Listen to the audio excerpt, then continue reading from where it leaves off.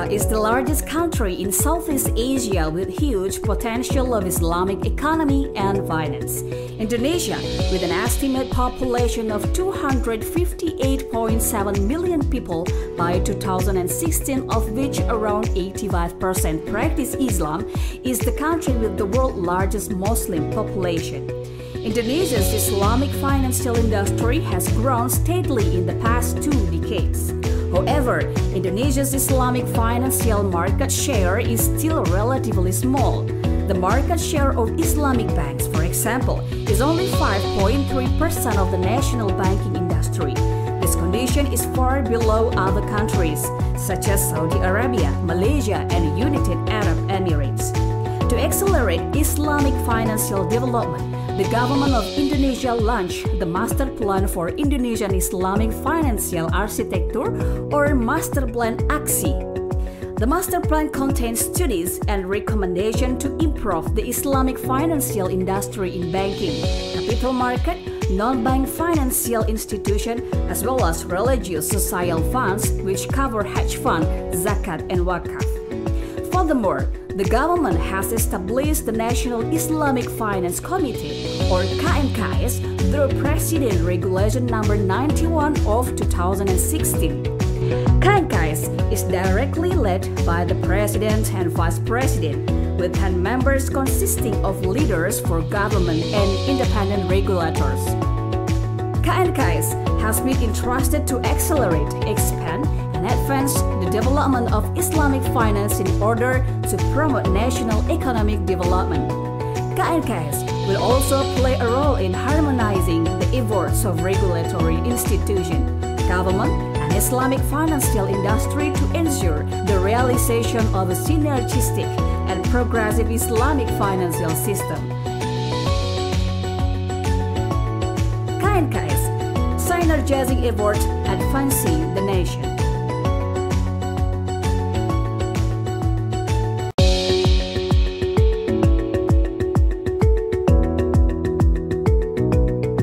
Indonesia is the largest country in Southeast Asia with huge potential of Islamic economy and finance. Indonesia, with an estimated population of 258.7 million people by 2016, of which around 85% practice Islam, is the country with the world's largest Muslim population. Indonesia's Islamic financial industry has grown steadily in the past 2 decades. However, Indonesia's Islamic financial market share is still relatively small. The market share of Islamic banks, for example, is only 5.3% of the national banking industry. This condition is far below other countries, such as Saudi Arabia, Malaysia, and United Arab Emirates. To accelerate Islamic financial development, the government of Indonesia launched the Master Plan for Indonesian Islamic Financial Architecture, or Master Plan AXI.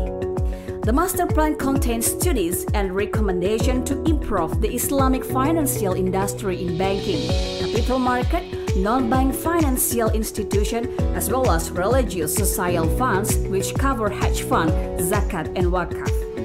Furthermore, the government has established the National Islamic Finance Committee, or KNKS, through President Regulation Number 91 of 2016.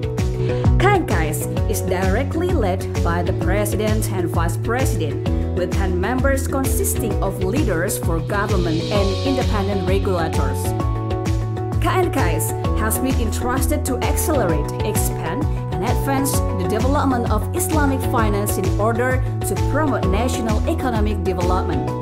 KNKS will also play a role in harmonizing the efforts of regulatory institutions, government, and Islamic financial industry to ensure the realization of a synergistic and progressive Islamic financial system. KNKS, synergizing efforts advancing the nation.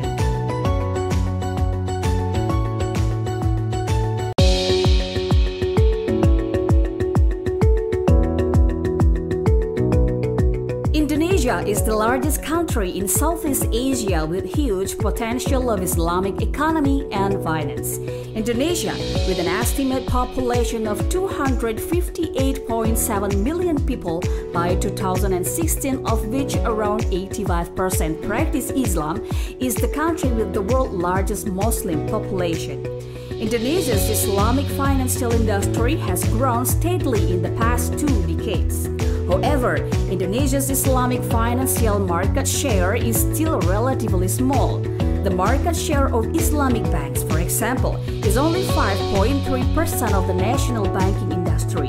This condition is far below other countries, such as Saudi Arabia, Malaysia, and United Arab Emirates. To accelerate Islamic financial development, the government of Indonesia launched the Master Plan for Indonesian Islamic Financial Architecture, or Master Plan AXI. The Master Plan contains studies and recommendations to improve the Islamic financial industry in banking, capital market, non-bank financial institution, as well as religious social funds, which cover hedge fund, zakat, and wakaf. Furthermore, the government has established the National Islamic Finance Committee, or KNKS, through President Regulation Number 91 of 2016. KNKS is directly led by the President and Vice President, with 10 members consisting of leaders for government and independent regulators. KNKS has been entrusted to accelerate, expand, and advance the development of Islamic finance in order to promote national economic development. KNKS will also play a role in harmonizing the efforts of regulatory institutions, government, and Islamic financial industry to ensure the realization of a synergistic and progressive Islamic financial system. KNKS, synergizing efforts advancing the nation.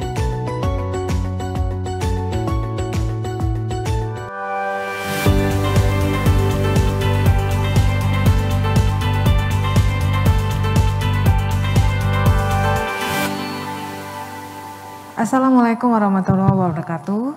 Selamat sore para hadirin yang terhormat. Tidak terasa kita sudah hampir tiba di puncak acara. Pada sore hari ini kita akan mengikuti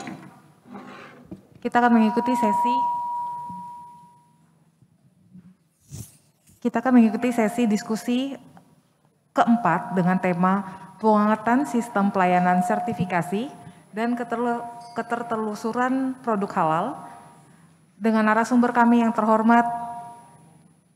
Yang pertama ada Ibu Chandrini Mestika Dewi selaku Sekretariat Ditjen Perlindungan Konsumen dan Tertib Niaga Kementerian Perdagangan. Yang terhormat Bapak Muhammad Yanuar Arif selaku Kepala Sub Bagian IT BPJPH. Dan yang ketiga yang kami hormati Bapak Sumu Narjati selaku Direktur Operasional LPPOM MUI. Diskusi sesi keempat ini kita akan dipandu langsung oleh Bapak Umar Aditya Warman selaku Kepala Divisi Rantai Nilai Produk Halal KNEKS. Oleh karena itu, waktu dan tempat kami persilahkan.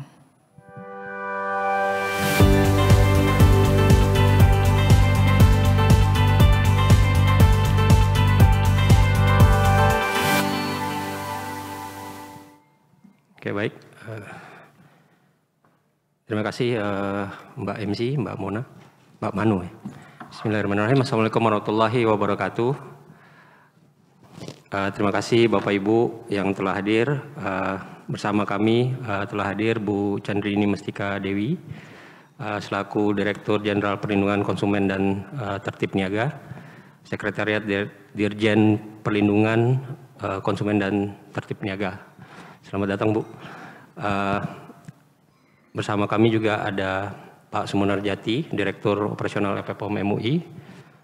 Selamat datang Pak Jati. Dan hadir juga secara online Bapak Yanuar, Kepala Subbagian IT Badan Penyelenggara Jaminan Produk Halal atau BPJPH. Selamat datang Pak Yanuar. Dan bersama kami juga hadir juga para penanggap Di sini ada Pak Tri Widodo, Direktur Komersial 1 LPH Surveyor Indonesia. Selamat datang Pak. Ada Ibu Herliana Dewi, Direktur Komersial 1 LPH Sukovindo. Selamat datang Bu. Ada Pak Mahendra Rianto dan mungkin yang diwakili dari Asosiasi Logistik Indonesia atau ALI yang sudah standby dari pagi tadi ya Pak. Semangat, tetap semangat Pak. Ada juga Ibu Insinyur Vini Murfiani ya, Direktur Pengolahan dan Pemasaran Hasil Peternakan Kementerian Pertanian. Dan hadir juga secara online perwakilan dari Lembaga Nasional Single Window, Pak Fajar ya. Oke, kita lanjutkan sesi terakhir pada acara yang kita telah mulai dari pagi tadi sebagai lanjutan webinar strategis nasional Indonesia sebagai produsen halal dunia. Di sesi ini kita akan fokus pada penguatan sistem pelayanan sertifikasi. Di sini yang dimaksud adalah sertifikasi halal ya, dan ketertelusuran produk halal atau halal traceability. Topik yang cukup menarik karena untuk menguasai produk halal global atau industri global, maka penguatan dari sistem informasi, baik itu infrastruktur untuk proses sertifikasi sampai ke ketertelusuran atau traceability ini perlu dibangun. Nah ini visi misi kita bersama di Komite Nasional Ekonomi dan Keuangan Syariah beserta anggotanya. Jadi di topik bahasan ini kita akan fokus di dua hal besar. Yang pertama membangun traceability produk halal mulai dari raw material hingga siap pakai oleh konsumen atau biasanya disebut farm to fork ya istilahnya. Yang kedua membangun sistem jaminan produk halal yang meliputi proses produksi, pengemasan, penyimpanan, pengangkutan baik laut, darat dan udara serta jaringan pemasarannya. Jadi itu dua topik besar yang akan disampaikan oleh narasumber kita sore ini. Untuk mempersingkat waktu, kami persilakan Ibu Chandrini Mestika Dewi untuk memaparkan bahannya. Waktu dan tempat kami persilakan. Baik, terima kasih Bapak Umar Aditya Warman selaku moderator. Perkenalkan bahwa kami adalah Sekretaris Direktorat Jenderal Pelindungan Konsumen dan Tertib Niaga dari Kementerian Perdagangan.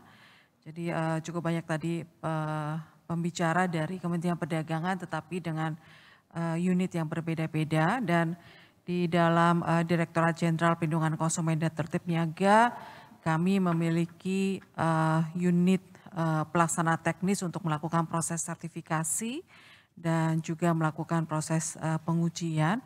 Di samping kami juga melakukan proses pendaftaran untuk barang yang diberlakukan SNIA secara wajib, serta ada unit yang melakukan pendaftaran untuk barang yang diatur terkait dengan K3L, keamanan, keselamatan, dan lingkungan. Ya. Jadi sesuai dengan judul, mungkin kami ingin sedikit menjelaskan tentang bagaimana proses sertifikasi produk halal yang saat ini sedang dalam proses persiapan untuk dapat dilakukan oleh lembaga pemeriksa halal yang tersedia di dalam Kementerian Perdagangan. Baik, mungkin selanjutnya adalah sesuai dengan adanya Undang-Undang Cipta Kerja yang terbaru bahwa di sana ada beberapa proses perubahan yang dilakukan dalam proses sertifikasi, terutama dalam sisi waktu pekerjaan untuk menyelesaikan proses sertifikasi tersebut. Nah, di dalam melakukan proses pemeriksaan untuk mengeluarkan sertifikat halal, itu bisa dilakukan, sertifikasi terhadap produk, melakukan pemeriksaan terhadap produk tersebut, maka dilakukan oleh suatu lembaga pemeriksa halal, yang mana dapat dilakukan oleh instansi pemerintah, perguruan tinggi, ataupun yayasan Islam. Nah, pemerintah di sini bisa dilakukan oleh pemerintah pusat maupun pemerintah daerah. Pemerintah pusat dalam hal ini bisa kementerian atau lembaga, kemudian perguruan tinggi negeri, BUMN maupun BUMD. Nah, dalam hal keterkaitan dengan Kementerian Perdagangan bahwa kami sedang dalam proses pengusulan untuk bisa menjadi salah satu LPH yang berada di bawah instansi pemerintah, di mana LPH tersebut merupakan salah satu UPT yang ada di Direktorat Jenderal Perlindungan Konsumen dan Tertib Niaga.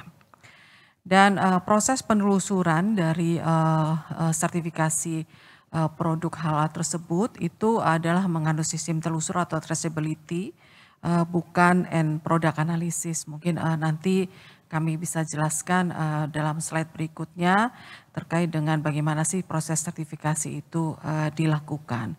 Dan di pembahas sebetulnya sudah hadir juga Ibu Helena Dewi yang mungkin dari Sukovindo yang sebetulnya juga sudah tercatat sebagai LPH untuk melakukan proses sertifikasi halal ya, dari Sukovindo. Baik, ini adalah alur proses pemeriksaan halal di LPH yang tentunya dimulai dari proses pelaku usaha mengajukan permohonan kepada BPJPH. Ya, BPJPH dengan melengkapi beberapa dokumen yang memang dipersyaratkan oleh pelaku usaha tersebut untuk menyampaikan kepada BPJPH. Nah, setelah itu baru BPJPH akan menetapkan LPH-nya, lembaga pemeriksa halalnya, siapa yang kami melihat di dalam peraturan pemerintah yang terbaru itu bisa didasarkan juga pada permintaan daripada pemohon. Nah, baru disitulah LPH akan melakukan proses pemeriksaannya.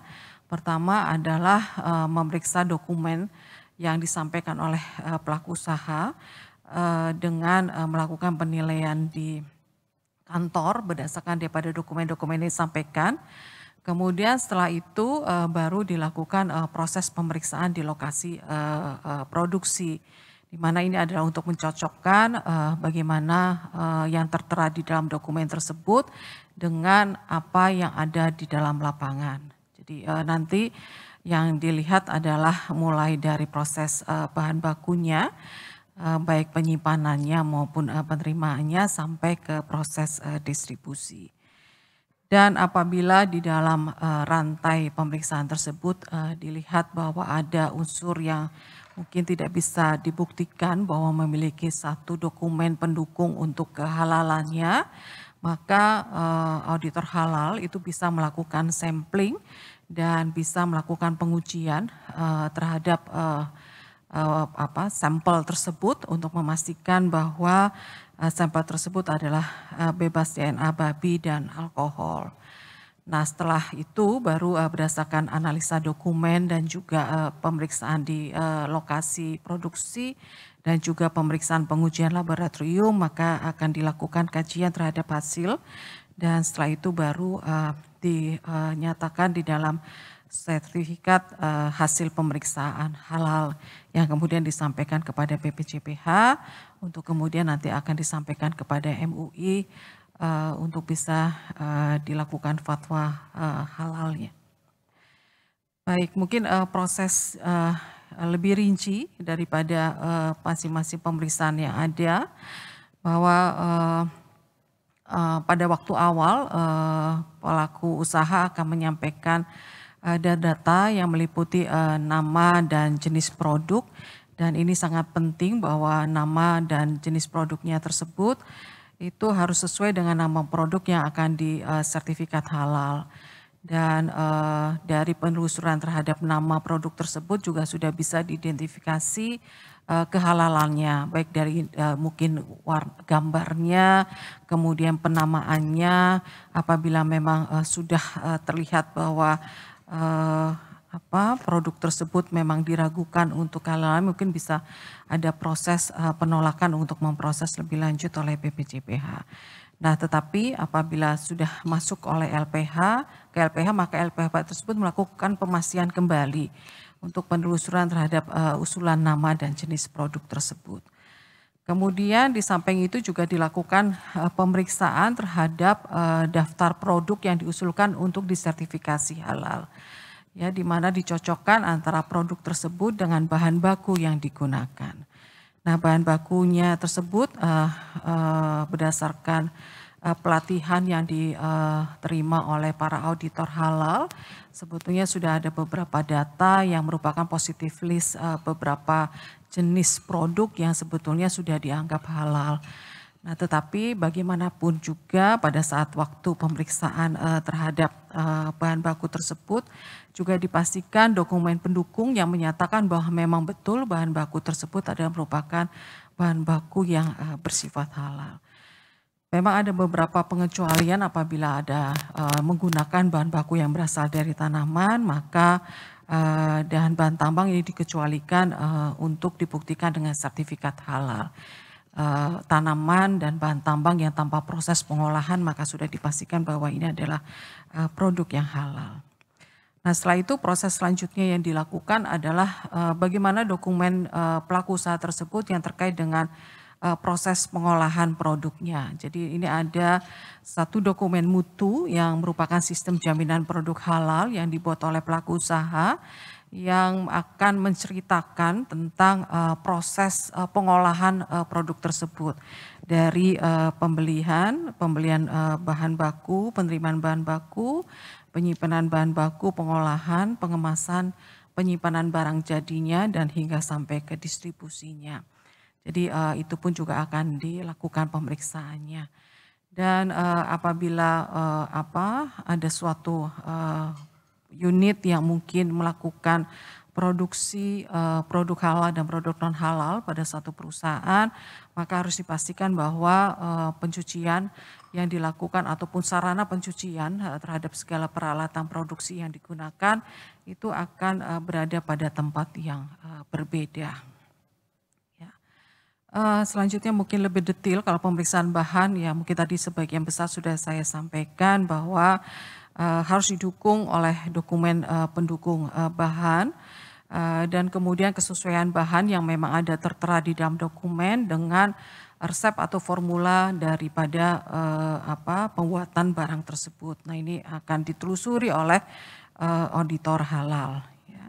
Dan juga apabila ada data dukung berupa dokumen ataupun sertifikat halal juga harus dipastikan bahwa dokumen pendukung tersebut harus merupakan dokumen yang bersifat valid yang bisa ditelusuri dari mungkin masa berlaku daripada dokumen tersebut atau sertifikasinya. Jadi itu mungkin salah satu yang bisa diperiksa. Kemudian terkait dengan pemeriksaan produk, itu pun juga seperti tadi yang saya sampaikan bahwa penamaan daripada produk itu sendiri juga salah satu hal yang diperiksa untuk memastikan bahwa nama produk tersebut sesuai dengan kriteria dan tidak menyimpang dari kriteria yang terkait dengan kehalalan. Yang mana mungkin terkait dengan gambar yang ada di dalam produk tersebut dan juga penamaan daripada produk tersebut ya dipastikan bahwa memang tidak ada yang terkait dengan masalah kehalalan.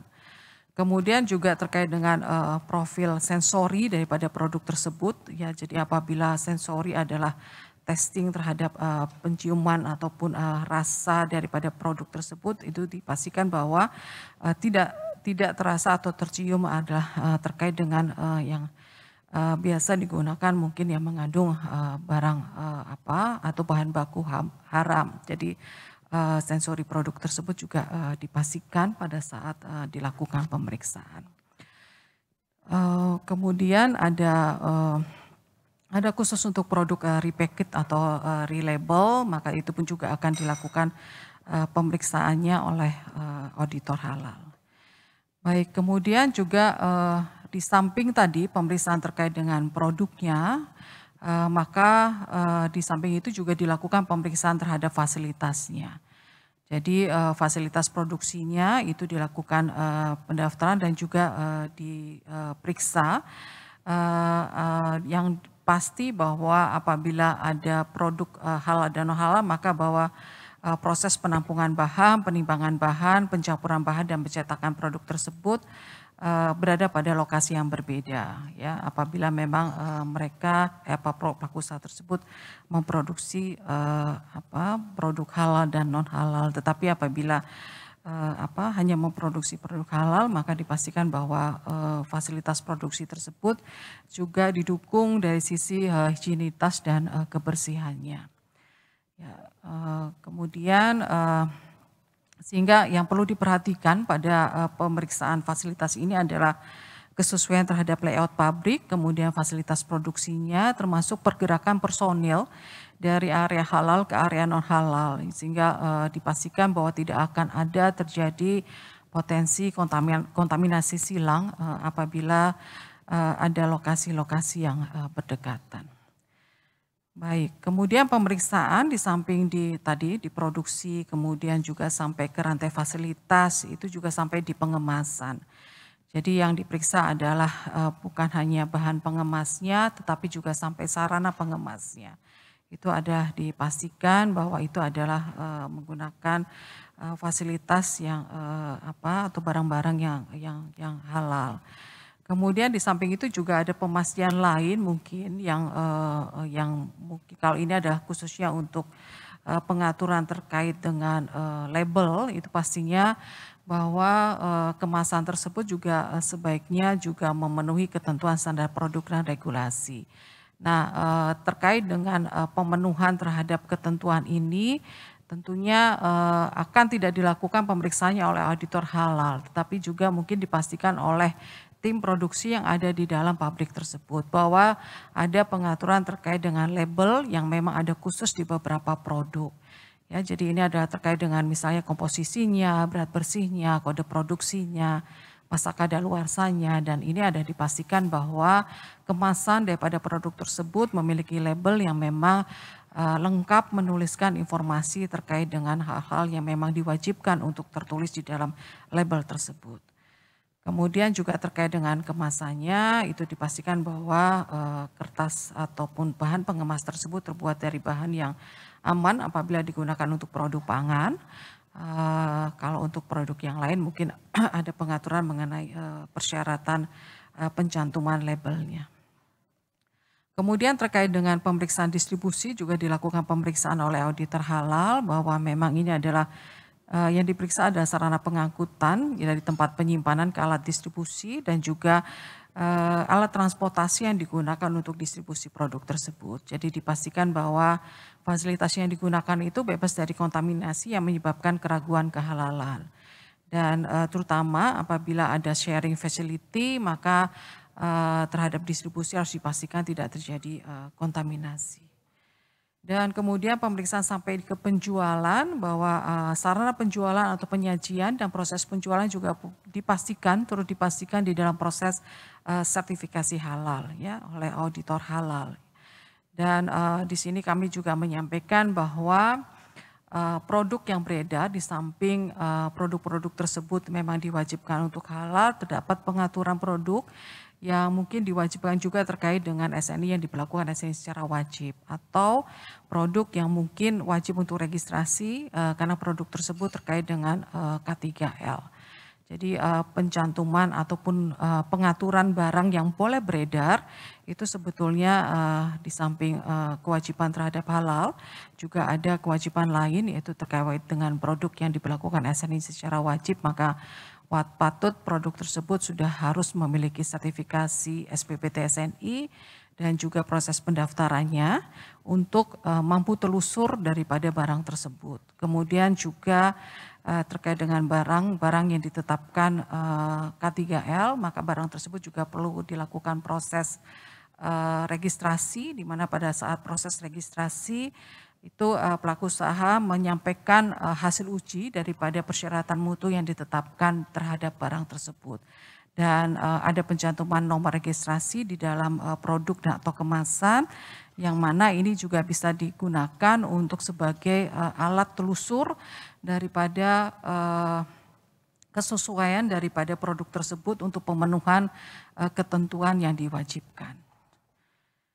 Baik, jadi mungkin sebagai sedikit penutup terkait dengan kelembagaan, bahwa kami dari Direktorat Jenderal Perlindungan Konsumen dan Tertib Niaga memiliki satu unit pelaksana teknis, yaitu Balai Sertifikasi yang berada di bawah satu unit Direktorat unit Eselon 2 Direktorat Standarisasi dan Pengendalian Mutu, itu telah mengajukan sebagai LPH ke BPJPH pada bulan Maret tahun ini, dan pada saat ini belum keluar hasil pemeriksaan tersebut. Kita masih menunggu karena masih sedang proses pemeriksaan dokumen oleh BPJPH. Jadi kami sebetulnya sudah melakukan proses persiapan sebelumnya, terutama kalau sebagai lembaga pemeriksa halal itu kan ada persyaratan bahwa harus memiliki auditor halal dengan syarat WNI beragama Islam dan juga berpendidikan minimal S1 di bidang-bidang tertentu sesuai dengan ruang lingkup daripada lembaga sertifikasi halal tersebut, dan auditor halal tersebut diregistrasi oleh LPH. Setelah mendapatkan pendidikan pelatihan baru kemudian diregistrasi dengan jumlah minimal yang memang sudah dipenuhi, dan juga ada persyaratan bahwa personel pengelola harus memahami sertifikasi halal. Terkait dengan hal ini kami telah mencoba untuk memenuhinya walaupun dengan waktu yang cukup lama untuk bisa memenuhinya, karena ada persyaratan untuk terkait dengan sertifikat pelatihan yang mungkin terbatas, lembaga pelatihan yang bisa memberikan pelatihan untuk bisa menjadi auditor halal. Ya, jadi mungkin itu yang sedikit agak memperlambat perkembangan adanya LPH, karena proses pelatihan yang sangat terbatas providernya, sehingga harus menunggu, dan juga ada pembiayaan yang cukup tinggi. Jadi mungkin itu yang salah satu hal yang perlu mungkin untuk kedepannya bisa dipertimbangkan untuk bisa lebih diperbanyak unit lembaganya ataupun biaya yang bisa lebih terjangkau. Dan kemudian juga ada ruang lingkup sertifikasi halal yang sangat luas meliputi produk hingga jasa, sehingga mungkin kemampuan daripada auditor halal itu yang melakukan proses pembelajaran untuk memahami masing-masing produk tersebut yang membutuhkan waktu yang lama untuk menguasainya, sehingga itu pun juga membutuhkan suatu waktu hingga LPK tersebut bisa siap untuk melakukan proses sertifikasi.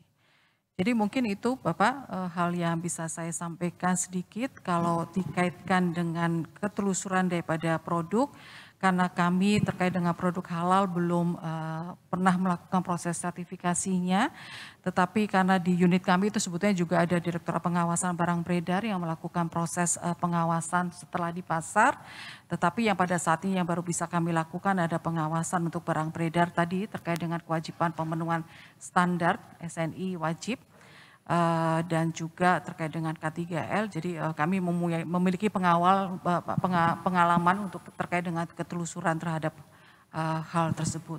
Tetapi khusus untuk produk halal, proses sertifikasinya kami masih dalam proses untuk pengajuan sebagai LPH. Mungkin itu Bapak hal-hal yang kami sampaikan. Mohon maaf apabila ada hal-hal yang kurang. Selebihnya kami ucapkan terima kasih atas perhatian Bapak Ibu sekalian. Wassalamualaikum warahmatullahi wabarakatuh. Kami kembalikan kepada moderator. Waalaikumsalam warahmatullahi wabarakatuh. Terima kasih Bu Chandrini tadi atas paparannya dan beberapa informasi yang update kita semua nih. Jadi di UPT Balai Sertifikasi sudah melakukan ini ya Bu, pengajuan permohonan untuk LPH ke BPJPH tanggal 3 Maret yang lalu, dan semoga bisa juga menginspirasi lembaga lain gitu untuk bisa menguatkan atau memperbanyak lagi LPH dan bisa menguatkan industri halal ke depannya. Mungkin kita beralih ke narasumber berikutnya. Di sini ada Bapak Muhammad Yanwar Arif, Kepala Subbagian IT BPJPH yang sudah hadir secara online. Waktu kami persilakan Pak Yanwar. Assalamualaikum warahmatullahi wabarakatuh. Terima kasih Pak Umar atas kesempatannya. Pertama-tama kami ingin mengucapkan permohonan maaf karena Pak Sekretaris yang seharusnya terjadwalkan hari ini untuk mengikuti acara ini tidak dapat bergabung karena ada penugasan mendadak sehingga hari ini harus meninggalkan Jakarta. Oleh karena itu Pak Sekretaris mendelegasikan kepada saya untuk melanjutkan untuk mengikuti acara ini. Terima kasih. Untuk mempersingkat waktu, saya akan langsung share materi yang akan saya sampaikan. Bisa saya share?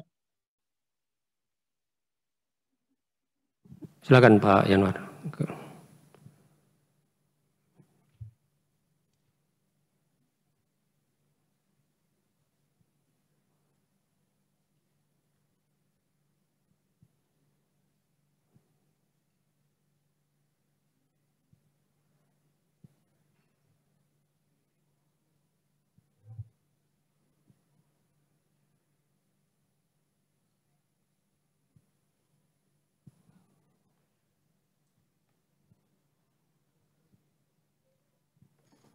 Oke, terima kasih. Sebelum masuk dalam materi, ingin saya sedikit cerita soal BPJPH. Karena BPJPH ini adalah suatu lembaga baru, merupakan amanat dari Undang-Undang Nomor 33 Tahun 2014, di mana secara real berjalannya BPJPH ini baru di 2018 yang diakui satkernya, dan kemudian di 2019 kami sudah menyelesaikan PP 31 berkenaan dengan JPH ini, kemudian turunannya PMA 26, sehingga kami dapat melakukan operasional di bulan Oktober 2019. Dan di 2020 kemudian karena ada perubahan arah kebijakan pemerintah berkenaan dengan pendaraan terhadap UMK, peningkatan kompetensi UMK, maka ada perubahan terhadap Undang-Undang 33 ini yang dimasukkan dalam revisinya di Undang-Undang Cipta Kerja yang diterbit pada 2020, dan alhamdulillah di awal 2021 ini PP 39 berkenaan dengan penyelenggaraan bidang jaminan produk halal sudah selesai dan sudah jadi, dan saat ini masih pada proses penyelesaian beberapa regulasi-regulasi turunannya berkenaan dengan PP 39 tersebut. Nah, insya Allah sih tahun ini kita sudah mulai operasional dengan PP-nya berikut dengan regulasi-regulasi turunannya.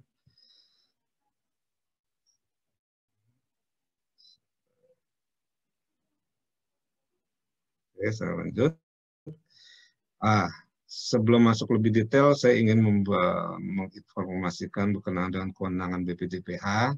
Mungkin sebagian dari Bapak dan Ibu sudah mengerti soal apa yang akan menjadi kewenangan BPJPH, cuman yang paling sering terlihat adalah bagaimana BPJPH ini menerbitkan dan mencabut sertifikat halal, dan juga melakukan edukasi berkenaan dengan produk halal.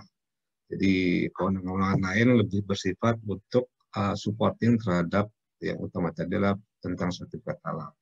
Nah, kewajiban dari sertifikat halal ini menjadi wajib berdasarkan Undang-Undang 33 untuk produk yang masuk beredar dan diperdagangkan wilayah Indonesia bersertifikat halal. Tapi ini tidak ada ketentuan-ketentuan berlaku dengan kewajiban ini. Nanti akan saya sampaikan.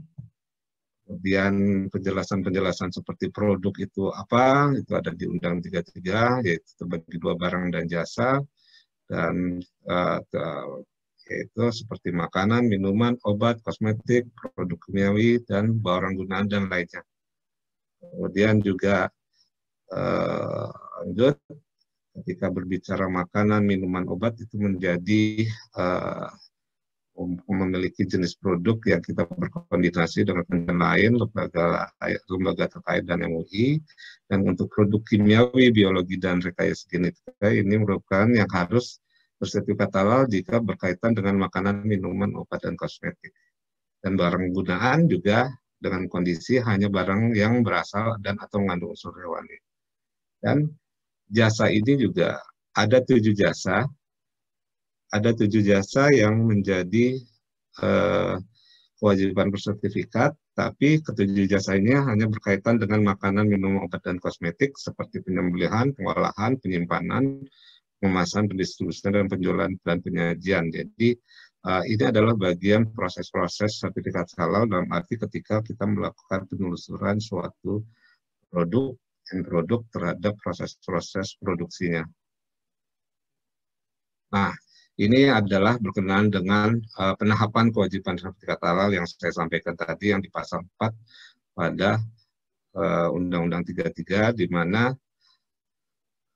untuk tahap ini sampai 2021 ini masih makanan, minuman, hasil sembelihan dan jasa penyembelihan untuk sertifikat halal yang memiliki kewajiban.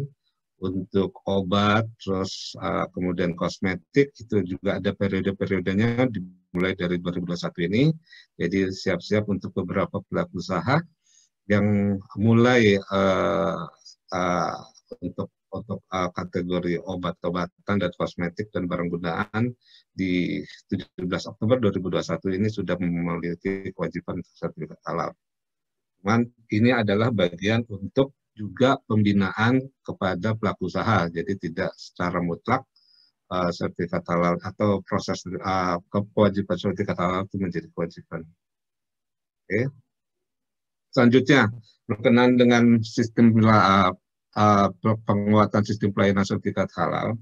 Tadi Ibu Chandrini sudah cukup banyak menjelaskan proses-proses sertifikat halal sampai pemeriksaannya. Saya akan masuk ke lebih global bagaimana kita akan menguatkan sistem pelayanan sertifikat halal. Pendekatan kami itu ada dua sebenarnya, dari pengembangan di internal, penguatan di internal, dan penguatan di eksternal. Dari BPJPH sendiri pada penguatan internal ini kita akan berfokus pada digitalisasi platform layanan, atau kita akan mendigitalkan layanan-layanan dari BPJPH ini sehingga semua masyarakat di Indonesia ini bisa langsung berhubungan dengan kami dan juga dapat kami layani. Seperti halnya ketika kita melakukan integrasi dengan OSS, di mana hampir semua pelaku usaha itu wajib memiliki NIB untuk dilayani pelayanan dari negara, dari pemerintah. Nah, ketika berhubungan OSS, kita juga insya Allah di bulan Juli ini ketika pengembangan OSS berhubungan dengan risk-based analysis sudah selesai, jadi akan semua terkategorikan mana pelaku usaha yang berisiko rendah yang akan mendapatkan konsep self-declare dalam arti pernyataan halal. Jadi mana aja pelaku usaha yang bisa mendapatkan sertifikat halal Rp0. Ini adalah komitmen dari Presiden ketika menyampaikan peningkatan terhadap UMK. Sehingga kami juga akan menindaklanjuti itu dalam bentuk memberikan sertifikat halal untuk pelaku usaha UMK dengan beberapa kategori seperti risiko rendah atau risiko zero risk seperti itu, dan beberapa hal persyaratan lainnya.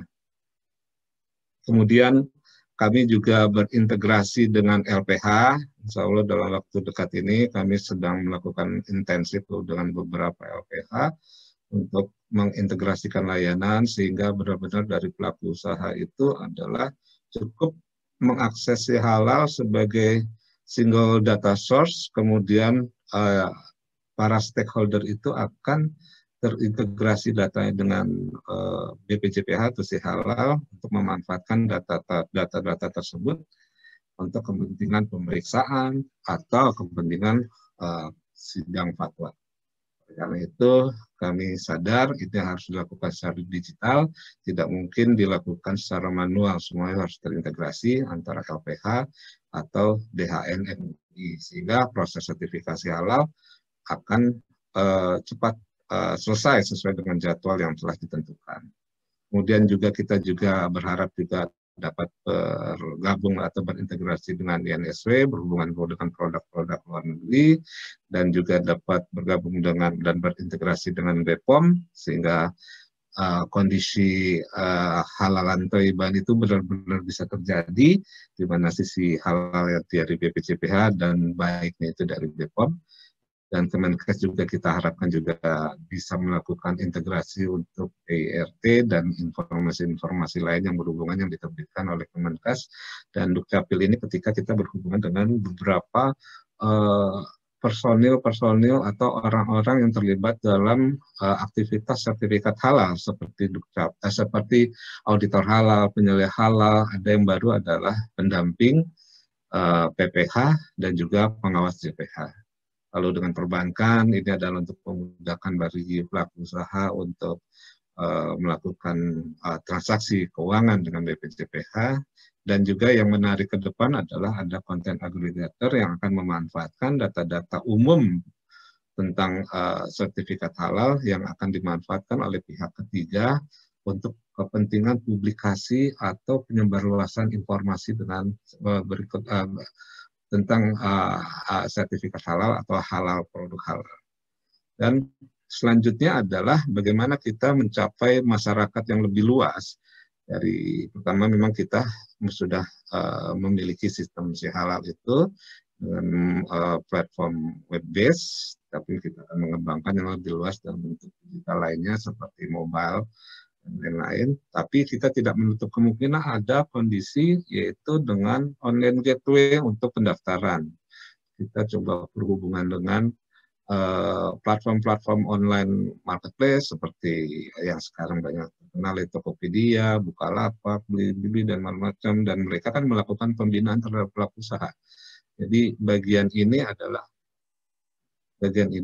untuk menyebarluaskan atau juga untuk memudahkan bagi masyarakat atau pelaku usaha untuk mendapatkan sertifikat halal. Nah, ketika pada pembina UMK, asosiasi, dan lembaga pelatihan lainnya, mereka juga bisa melakukan edukasi berkenaan dengan sertifikat halal atau produk halal dan bersumber informasi dari BPJPH. Dan yang penting juga adalah kita ingin menerapkan e-edu sebagai training management, sehingga training management ini bisa diakses oleh masyarakat atau pelaku usaha atau siapapun yang berhubungan dengan proses sertifikasi halal, seperti auditor halal, penyelia halal, pendamping, atau pengawas, dapat mengikuti proses training di sini secara online, dan juga mendapatkan materi-materi yang tersedia di sistem training ini. Selain itu, selain sistem digital dan macam-macam berhubungan dengan integrasi dengan pihak-pihak lain, kami juga rencanakan akan membuat kantor perwakilan daerah minimal ada di level provinsi. Ini bagian dari komitmen BPJPH untuk mendekatkan kepada pelaku usaha ada yang di provinsi, karena kami kan bagian dari Kementerian Agama. Kami juga mempunyai perwakilan itu sampai level kecamatan. Dan kami usahakan juga semoga nanti kami juga akan bisa membuka pelayanan-pelayanan tentang halal sampai kecamatan.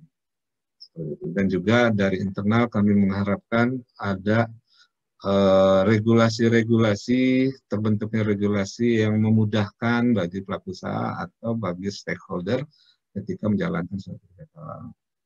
Kemudian bagi eksternal, apa yang akan kami lakukan? Pertama adalah kami akan meningkatkan edukasi bagi pelaku usaha dengan tadi e-edu itu. Kita harapkan banyak konten-konten tentang proses sertifikasi halal atau tentang literasi halal yang dapat dimanfaatkan oleh pelaku usaha untuk meningkatkan kepatuhan terhadap penyelenggaraan JPH-nya itu. Jadi sistem jaminan produk halal itu dapat diimplementasikan dengan baik di lingkungan pelaku usaha masing-masing dengan banyaknya informasi atau literasi yang tersedia pada media kami. Dan di sini kami juga melakukan kerjasama dengan para perusahaan atau BUMN teknologi untuk membantu penyebaran informasi dan pengumpulan berkenaan dengan dokumen atau materi-materi edukasi. Selain itu juga kami juga akan meningkatkan jumlah lembaga pelatihan pada bidang jaminan produk halal, karena memang nyatanya ada beberapa obstacle yang dikarenakan persyaratan seperti LPH tadi disampaikan Ibu. Ada persyaratan pendirian LPH dengan minimal 3 orang auditor halal, tapi ketika untuk mengikuti pelatihan jarang, masih sedikit lembaga pelatihan. Nah, itu menjadi concern kami juga untuk meningkatkan jumlah pelatihan bidang auditor halal ini. Dan yang pasti efek dari itu adalah meningkatkan jumlah LPH karena makin banyak auditor halal yang akan bergabung, akan menjadi bergabung di LPH. Kemudian juga pasti auditor halalnya, dan yang penting di sini adalah bagaimana kita juga penjaringan dan peningkatan kompetensi pendamping PPH UMK.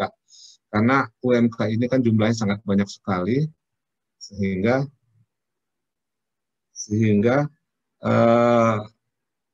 butuh memastikan pendamping PPH ini yang kalau kita ketahui dia akan berperan sebagai yang menganalisa terhadap proses produksi yang ada di pelaku usaha. Karena posisinya adalah menggantikan posisi auditor. Jadi dia akan memeriksa UMK, memastikan apakah UMK itu sudah menjalani proses PPH dengan baik, sehingga mereka akan mendapatkan ikrar untuk mendapatkan sertifikat halal sebagai persyaratan sertifikat halal. Dan meningkatkan jumlah kompetensi pengawas PPH, meningkatkan kompetensi penilai halal, fasilitasi, dan terakhir adalah implementasi one stop service halal. Ini atas permintaan Pak Kapres, di mana kita harus menindaklanjuti bagaimana di kawasan-kawasan industri itu tidak direpotkan untuk proses sertifikasi halal. Kita akan coba melayani dengan sistem yang terintegrasi semuanya, bisa lebih cepat dan lebih efektif. Oke, selanjutnya adalah tadi berkenaan dengan traceability, dalam arti undang-undang ini berkenaan dengan JPH ini sudah memastikan ada proses traceability, karena konsep kita ini bukan konsep end product analysis. Jadi ini benar-benar JPH ini benar-benar harus memperhatikan proses dari awal sampai di end product, sampai dikonsumsi oleh konsumen. Nah, kalau kita lihat kondisi seperti ini, ketika berbicara end product itu, maka akan berbicara adalah dari mana asalnya bahan-bahan itu. Kemudian ketika berbicara hewan, penyembelihannya di mana? Apakah sudah bersertifikat halal? Kemudian produksinya di mana? Apakah sudah bersertifikat halal? Kemudian penyimpanannya, kemudian distribusinya, sampai ke pengemasannya, sampai ke penjualan. Jadi semua lini ini sudah harus bersertifikat halal untuk memastikan apa yang dikonsumsi oleh masyarakat itu sudah sesuai gitu. Jadi ketika berbicara produk halal itu adalah suatu produk yang premium, bukan produk yang tidak jelas asal usulnya. Jadi semua itu sudah jelas asal usulnya, traceable sampai semua proses itu bisa. Maaf Pak Yanwar, boleh dipercepat waktunya 1 menit lagi? Ya. Waktunya 1 menit lagi Pak, kalau ya. bisa dipercepat. Jadi, ya langsung aja. Jadi ini adalah bagian dari mata rantai pasokan logistik, di mana semua itu tercatat informasinya di kami. Jadi semua proses itu tercatat, di mana dia diproduksi, di mana dia dia distribusi, menggunakan distribusi siapa, atau penyimpanannya, sampai semua jasa-jasa sehingga terbentuknya suatu produk itu harus memiliki sertifikat halal. Saya skip, saya ingin langsung ke terakhir. Nah, di sini adalah proses tadi sempat diinformasikan dari Ibu sebelum Ibu Sandrini berkenaan dengan proses, cuman saya ingin memberikan komitmen berdasarkan undang-undang dan PP, yaitu kami memberikan waktu 21 hari untuk pemeriksaan sertifikat halal, di mana BPJPH yang terlibat bersama LPH dan MUI berbagi waktu untuk melakukan sertifikat halal. Dan kami berkomitmen untuk setiap permohonan sertifikat halal itu ada 2 hari penyelesaiannya sampai penetapan lembaga halal. Kemudian LPH diberi waktu untuk 15 hari untuk menyelesaikan, dan jika kurang masih ditambah 10 atau 15 hari tergantung dalam atau luar negeri. Setelah sudah selesai, maka hasil dari pemeriksaan LPH itu sampaikan kepada MUI untuk sidang fatwa atau penetapan halalnya. Dan terakhir, kami hanya ada 1 hari untuk menerbitkan sertifikat halal. Ini adalah komitmen kami untuk sertifikat halal yang lebih cepat dan lebih efektif berdasarkan Undang-Undang Cipta Kerja. Dan ini adalah untuk pendaftaran reguler baru. Dan ketika berbicara perpanjangan sertifikat halal, kita selama tidak ada perubahan komposisi bahan dan perubahan PPH, proses produksi halal, maka proses sertifikat halal akan sangat cepat sekali, hanya tinggal mengajukan, kemudian BPJPH langsung untuk menerbitkan sertifikat halal. Terakhir, untuk UMK, nah ini sangat simpel, dan juga kondisinya adalah dibutuhkan pendamping untuk memastikan produk PPH yang dilakukan oleh pelaku usaha sudah sesuai dan halal, sehingga bisa dilakukan sertifikat halal dengan cara mengajukan ke BPJPH. Kemudian BPJPH melakukan verifikasi dan menyampaikan kepada Komisi Patuh untuk menetapkan kehalalannya. Sehingga BPJPH dapat menerbitkan, dan kita prediksi ketika dokumen itu sudah lengkap, 5 hari sudah dapat terbit. Mungkin itu yang bisa saya sampaikan saat ini. Terima kasih. Assalamualaikum warahmatullahi wabarakatuh. Waalaikumsalam warahmatullahi wabarakatuh. Terima kasih Pak Yanwar atas paparannya. Tadi ada beberapa poin besar yang saya coba rangkum. Yang pertama, si halal ya Pak, sebagai single data source untuk data produk halal, yang kedepannya penguatan sistem ini akan dilakukan dengan 2 pendekatan ya Pak, internal dengan eksternal gitu ya. Tadi di internal akan berintegrasi dengan platform-platform pihak ketiga dan para stakeholder termasuk OSS, INSW, DHN, MUI, LPH dan lain-lain. Dan kalau eksternal tadi yang dititik beratkan di pendampingan ya Pak. Tadi juga sudah ada update dari PP 39 ya Pak tentang pernyataan halal oleh UMK dan semua prosesnya. Terima kasih banyak Pak Yanwar atas informasinya. Mungkin kita lanjut ke narasumber berikutnya dari LPPOM MUI, Pak Sumunarjati. Waktu dan tempat kami silakan, Pak Jati.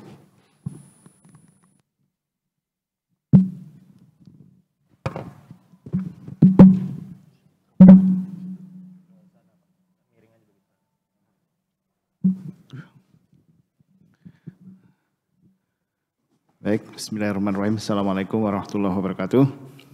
Bismillahirrahmanirrahim. Walhamdulillah, wala haula wala quwata illa billah. Yang kami hormati Direksi KNEKS, Pak Afdal, Pak Umar, Pak Astagfirullah, Pak Emir, Afwan Pak, Pak Emir dan juga Ibu dari Kemendak, Pak Yanwar, serta Bapak Ibu dari Surveyor Indonesia dan Sekufindo, dan juga dari tadi LKI ya. Baik, sesuai dengan apa yang diarahkan oleh panitia, kami ingin menyampaikan tentang tema penguatan sistem pelayanan sertifikasi dan ketertelusuran produk halal. Ini sebagai poin-poin saja berdasarkan pengalaman barangkali ya yang bisa kita gali untuk diskusi. Jadi kalau kita melihat konsep tentang industri halal dan apa sebetulnya problematika yang ada di dalamnya yang terkait dalam topik ketertelusuran atau traceability, kita lihat bahwa dalam suatu industri itu ada input, proses, dan output begitu ya. Di mana input ini sebagai inbound dalam logistik adalah soft originnya. Ya, kalau industri halal itu ada 2. Bisa dari hewan atau tanaman gitu. Kalau hewan tentunya harus mengacu kepada hewan yang halal dan penyembelihannya pun harus benar sesuai dengan syariah Islam. Dan bahan yang lain tentu bisa dari ikan atau semua hewan yang ada di laut, kemudian ada tanaman, mineral, dan juga ada chemicals. Ini adalah input dari sebuah proses industri apapun, baik pangan, obat, kosmetik, dan bahkan barang gunaan. Nah, untuk menjadi bahan produk industri tentu harus ada processing, dan di mana dalam processing tadi kita bisa menambahkan bahan-bahan tambahan baik untuk makanan, obat atau kosmetik, ya, dan bisa yang bersifat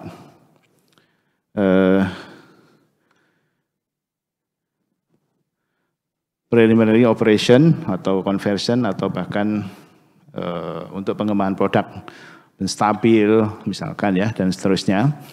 Nah, atau flavor atau perasa atau mungkin juga penguat cita rasanya dan sebagainya. Itu adalah menjadikan salah satu bahan tambahan makanan yang juga dalam konteks halal merupakan bahan yang kritis.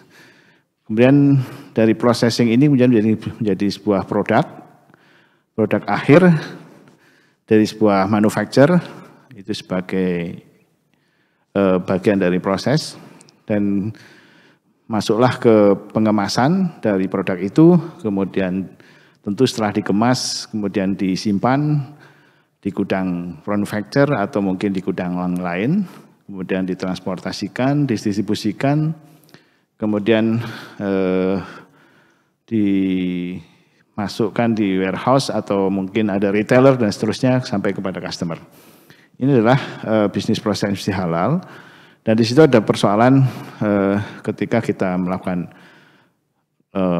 penilaian kesesuaian kehalalan, tentu kita akan sebagai auditor harus sangat memahami ilmu halal, hal sains ya, yaitu apakah bahan itu berasal asal usulnya dari tanaman atau kalau hewan tadi hewan halal atau disembelih dan bagaimana penyembelihannya, apakah menggunakan stunning atau tidak, dan bagaimana fatwa yang mendukung terhadap kehalalan dari suatu penyembelihan, itu semua harus kita pahami sebagai seorang auditor halal.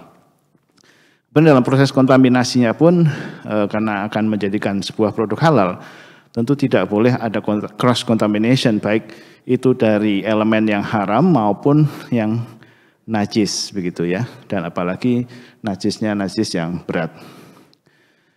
Dan dari bahan tambahan atau ingredient dan aditif sangat-sangat memungkinkan ya bahan-bahan tadi bisa berasal dari yang non halal. Contohnya untuk vitamin misalkan dilakukan enrichment atau mungkin enkapsulasi menggunakan gelatin gitu. Bahan-bahannya sangat nano bahkan ya atau mikro. Nah, itu juga kita harus telusur sampai asal usul bahan itu dari mana. Kemudian enzim ya, kemudian ini sebagai katalisator, emulsifier, bahkan ada juga menggunakan media darah ya. Atau intoksikasi misalkan untuk ada alkohol baik itu pemisahan secara fisik maupun kimia. Kemudian untuk yang lain kita juga perlu memperhatikan safety maupun quality aspeknya, itu toyibannya ya. Kemudian packaging, bahan packaging saya lihat dari PP yang baru itu ada ke arah sana juga, bahan dari packagingnya seperti apa, baik primer, sekunder maupun tersiernya, tentunya yang kritis adalah yang primer begitu ya. Kemudian ada isu GMO, katakanlah ini ada modified organism, yang mana di dunia teknologi biotek kan ada beberapa mikroba yang kemudian dimodified dengan elemen yang haram begitu, itu bisa jadi. Dan sisi yang lain karena tentunya kita tidak mungkin melakukan proses produksi halal sendiri, kita juga mengandalkan penilaian kehalalan dari lembaga halal lain yang tentunya harus kita approve, harus ada kerjasama atau mungkin accredited lah ya di lembaga luar menurut suatu standar halal atau skema halal tertentu. Jadi ini adalah problem-problem di dalam proses industri halal, yang mana tentunya dari farm to fork atau dari fieldnya sampai ke customer itu harus selalu terjaga kehalalannya. Oh ya, lupa. Nah ini kalau kita lihat bawaan industri babi tentu sangat banyak sekali turunannya, karena semua makhluk ini di dalam fatwa MUI adalah tidak boleh digunakan atau intifa, ya, penggunaan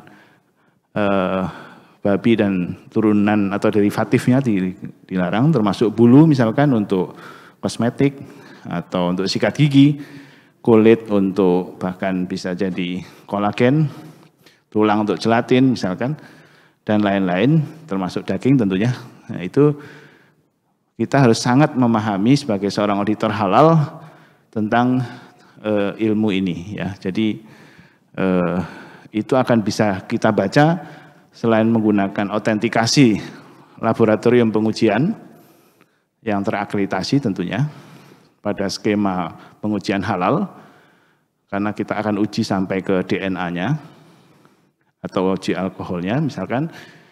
Selain babi kan ada barang yang lain yang diharamkan seperti bangkai, kemudian khamar, darah, binatang buas, dan fatwa MUI menyebutkan ada organ manusia yang kita temukan misalkan di dalam sistein rambut, ya. Kita pernah temukan salah satu penyedap rasa begitu menggunakan sistein yang berasal dari rambut gitu, manusia, ya. Itu termasuk yang kemudian tidak dapat disertifikasi. Jadi prinsip sertifikasi halal MUI itu adalah pertama ada 3, ya, autentikasi. Tantangannya adalah karena kita ingin mengetahui, mentrace asal-usul resource dari si bahan tadi yang kami jelaskan di awal sebagai salah satu input, ya, dalam proses industri halal. Tentu kita membutuhkan laboratorium yang canggih begitu, ya, untuk bisa menguji dengan tepat, cepat, ya. Tadi contohnya DNA babi, misalkan menggunakan real time PCR, atau yang cepat dengan uji pork detection kit yang hanya 5-10 menit, atau kemudian uji alkohol pada produk. Akhirnya ada standar halal untuk minuman katakanlah yang terfermentasi hanya boleh kurang dari 0,5% menurut uji di laboratorium. Kemudian untuk kosmetik ada untuk daya tembus air dan juga barang gunaan terutama dari kulit, tentu kita harus bisa melakukan pengujian apakah ini kulit dari babi atau yang lain. Dan yang kedua, traceability, ya. Jadi dalam melakukan audit selain kita melakukan uji laboratorium, salah satunya dari kita melihat dari materials yang kita tahu bahwa ada kemungkinan berasal dari hewani atau barang lain yang tadi diharamkan, kita juga uji traceability, ya. Ketelusuran dokumen otentik dalam proses inbound to outbound logistik, ya. Jadi di sini kita harus mampu membaca dokumen, ya. Karena tidak semua kemudian dilakukan uji laboratorium begitu. Membaca dokumen pun harus tahu bukan hanya COA kalau dalam halal. COA mungkin lebih ke arah mutu, ya. Apa kandungan dari si bahan ini, tetapi juga kita telusur sampai MSDA-nya gitu. Jadi kita akan tahu apa itu resource-nya, prosesnya, dan dari flowchart dari bahan itu pun kita harus cek di mana titik kritisnya. Jadi itu bedanya auditor mutu dengan auditor halal gitu, ya. Kemudian kita harus menjamin sebagai lembaga pemeriksa atau oleh sertifikasi halal bahwa pelaku usaha yang telah mendapat halal itu mempunyai asuransi sistem. Satu sistem yang menjamin bahwa pelaku usaha itu konsisten, continue untuk menjaga kehalalan mereka. Nah, ini sistem yang kita selama ini gunakan yang kita sebut halal assurance system, yang tentunya sebagai sebuah sistem yang terintegrasi dengan sistem-sistem mutu yang lain yang ada di pelaku usaha. Ini yang kita harapkan bisa menjadi built-in, ya. Nah, jadi halal ini memang agak unik, tidak hanya sekedar sertifikasi produk, tetapi juga ada skema untuk menguatkan asuransi sistemnya. Jadi kita kalau dalam ISO tidak sekedar ISO 17065 tetapi juga tidak penuhnya 17020 atau 21 ya. Tapi juga kita memasukkan skema penguatan sistem jaminan halalnya. Nah, MUI sudah mengeluarkan dari proses bisnis halal tadi, untuk mendukung proses sertifikasi, kita punya skema sertifikasi, punya standar halal MUI yang kita keluarkan dalam 14 buku yang termasuk untuk skema sertifikasinya, baik industri olahan, itu untuk pangan, obat, kosmetik, restoran, catering, slaughterhouse, dan juga ada termasuk logistik. Ya, ini sudah kita siapkan sebetulnya untuk bisa digunakan di dalam kegiatan sertifikasi. Sayang tulisannya kecil apa mata saya ya, kurang fokus ya.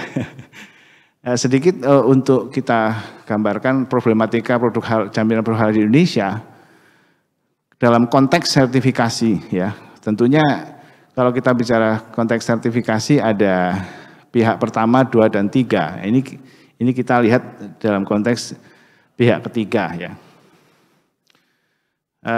Di tengah lingkungan global yang sangat pesat dinamisasinya, baik pengembangan industri 4.0 bahkan sudah ke industri 5.0, digital marketing, digital ekonomi, ya, kemudian banyaknya lembaga halal yang terakreditasi dan persaingan karena kebutuhan produk halal yang sangat tinggi saat ini.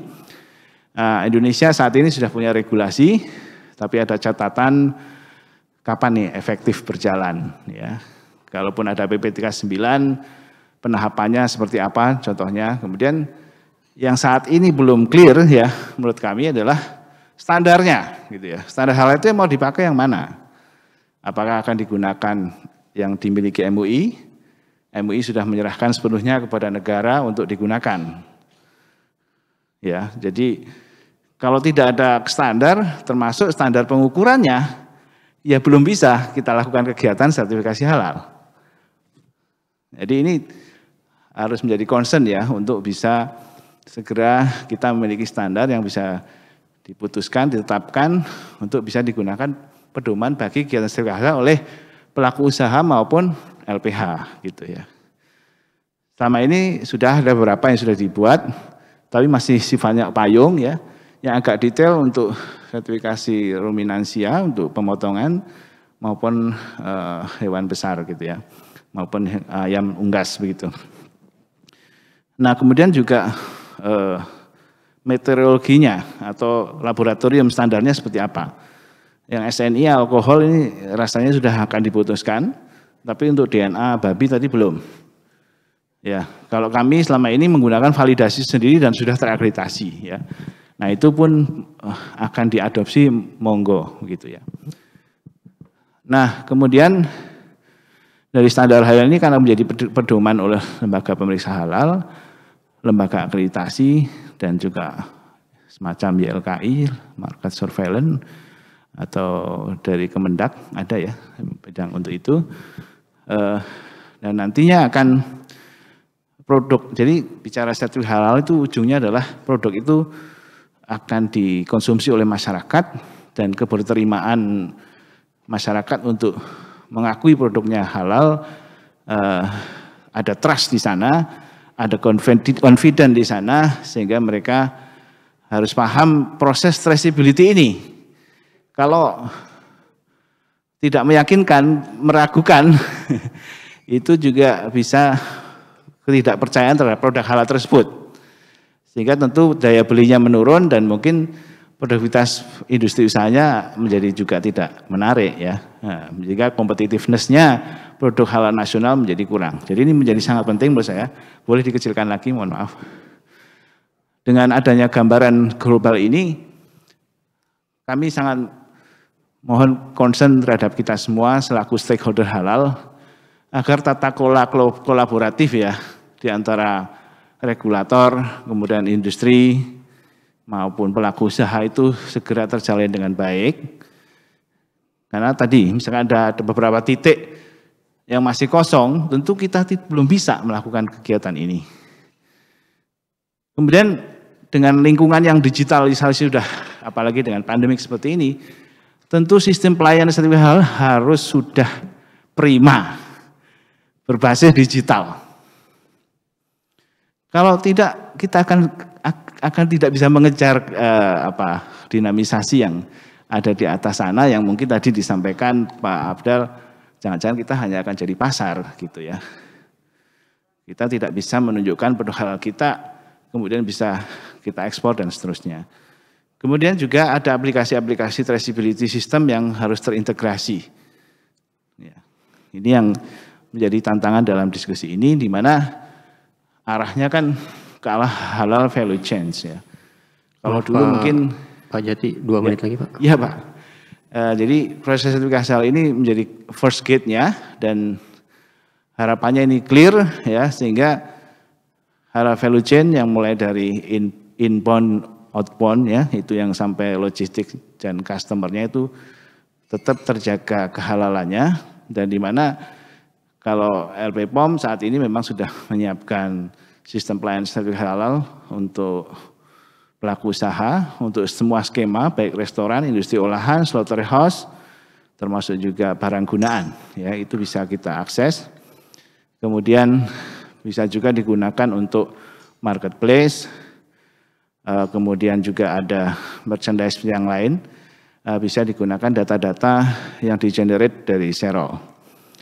Nah, tentunya dengan perubahan otoritas yang kemudian pemerintah mengambil alih dalam konteks ini, tentu kita sangat mendukung ya untuk penguatan, karena tentu MUI sangat terbatas, sehingga si halal yang sedang dikembangkan oleh BPJPH, mari kita support untuk dioptimalisasi ya, dan Serol bisa kita integrasikan di dalam beberapa bagian ya. Kalau tadi tugas awal itu adalah BPJPH di sini menarik data dari OSS misalkan, kemudian oleh Serol bisa dibaca di dalam registrasi awal, dan mungkin proses berikutnya ada di LPH ini yang tadi membutuhkan skema standarnya, dan disinilah integrasinya.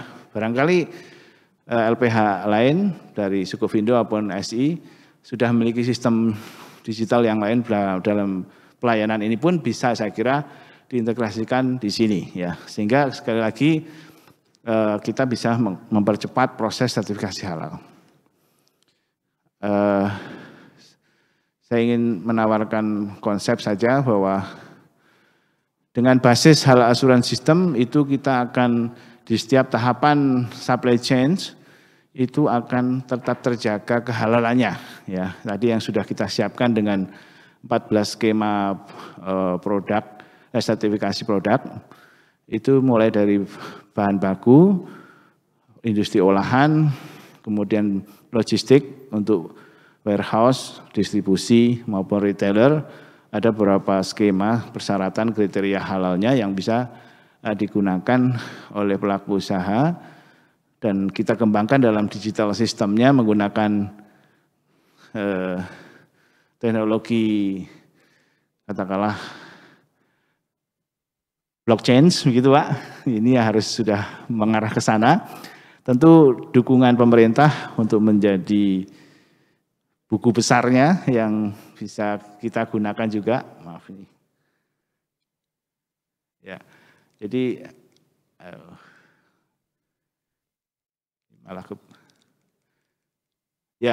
jadi user kemudian registrasi OSS di atas ditarik, kemudian masuk ke dalam sistem LPH, itu nanti arahnya bisa menggunakan desentralisasi buku besar ya. Betul ya Pak istilahnya. Jadi saling memanfaatkan data itu, dan ada smart contract-nya sehingga traceability data halal itu bisa digunakan pada setiap stakeholder masing-masing ya, termasuk sampai kepada customer-nya.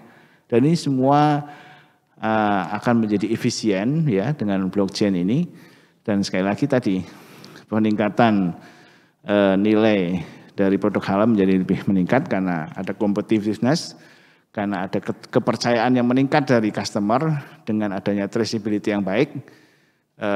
kita bisa contohkan misalkan daging ada barcode untuk dari blockchain, misalkan kita bisa cek kemudian di mana disembelih oleh siapa, penyembelihnya sudah tersertifikasi Juleha belum misalkan, itu melalui aplikasi blockchain ini bisa ya. Jadi ini saya kira bisa untuk kita gunakan di Indonesia, sangat relevan dan ini menjadi isu internasional juga karena kemudian arahnya adalah traceability dan ujungnya adalah trust dari customer yang mana akan meningkatkan confidence dari customer untuk membeli produk itu sehingga tentunya industri menjadi menggeliat produktivitas meningkat dan tentunya menjadi lebih efisien karena outputnya lebih besar atau lebih tinggi dari inputnya atau cost-nya. Ini contoh-contoh saja bagaimana pentingnya traceability menggunakan teknologi blockchain. Ya. Karena ini forumnya bukan forum blockchain ya Pak, nanti kita buat lagi.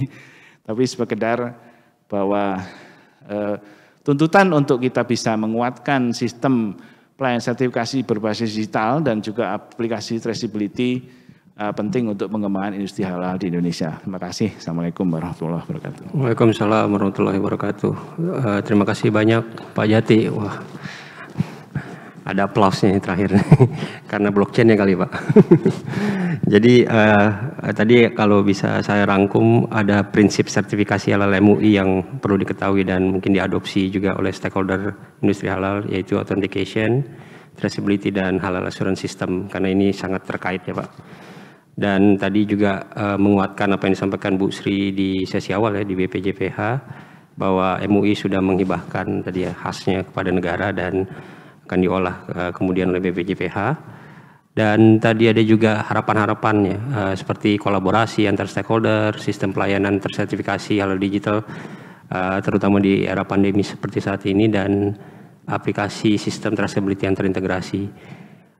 Poin terakhirnya blockchain nih Pak, memang cukup menarik karena sudah beberapa negara sudah mengimplementasikan teknologi blockchain karena cukup traceable dan secure ya Pak, karena sudah digunakan juga di financial industry. Jadi seharusnya bisa diadopsi juga di halal industri. Oke, kita beralih ke para Bapak Ibu para penanggap.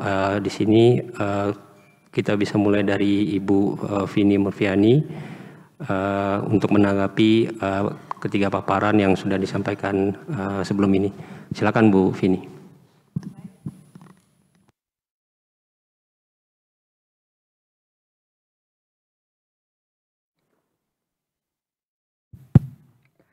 Terima kasih. Assalamualaikum warahmatullahi wabarakatuh. Selamat sore. Salam sehat dan salam sehat.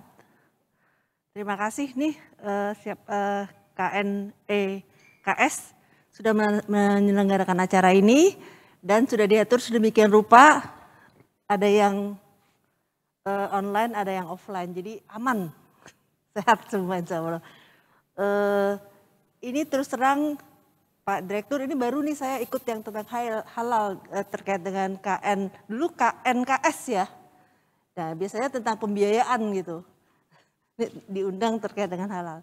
Oke, sekali lagi juga apresiasi kepada Bu Chandrini,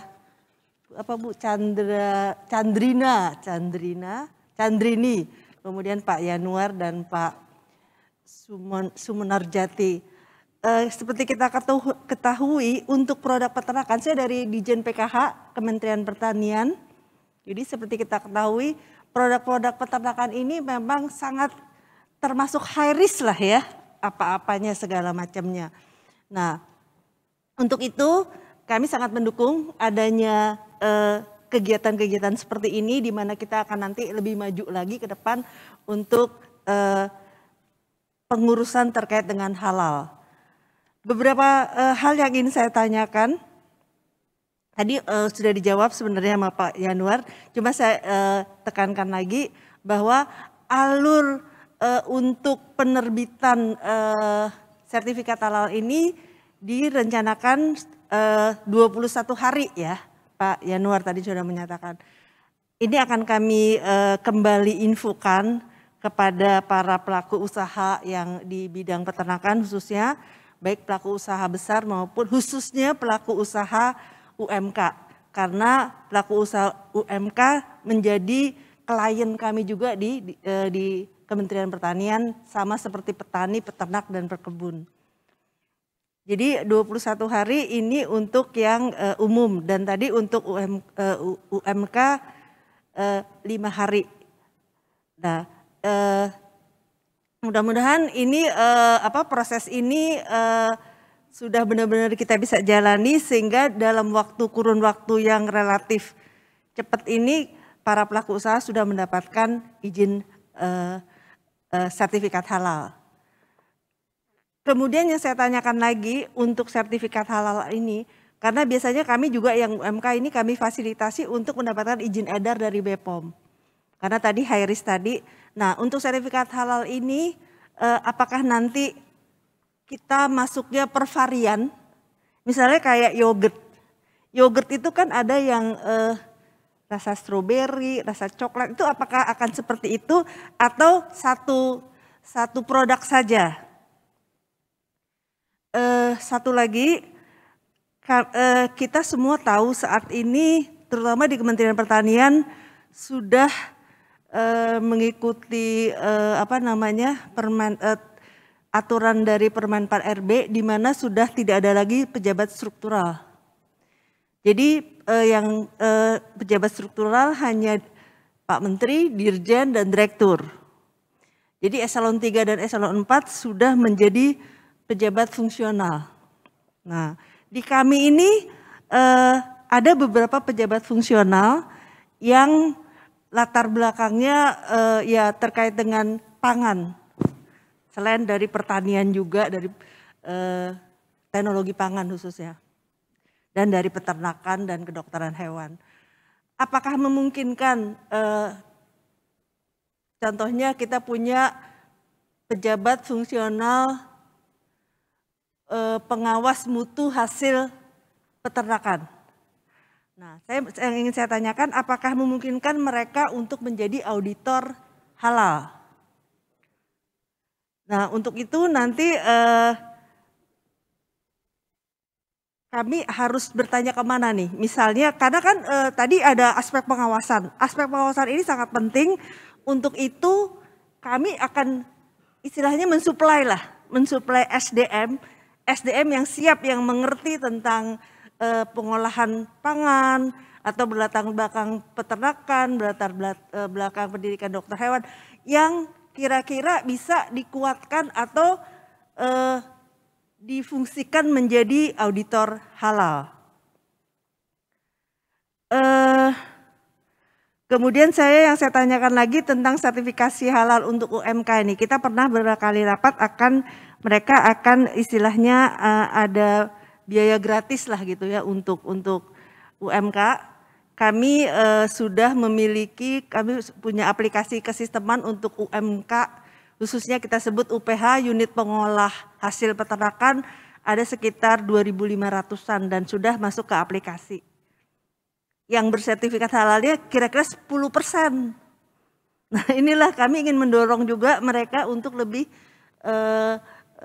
selain juga memiliki izin edar juga cepat mengurus sertifikat halalnya dan bagaimana ini program untuk pemberian sertifikat halal secara gratis kepada UMK. Satu lagi yang saya tanyakan, LPH yang saat ini sudah ada, sudah terdaftar, mohon diinfokan ada berapa.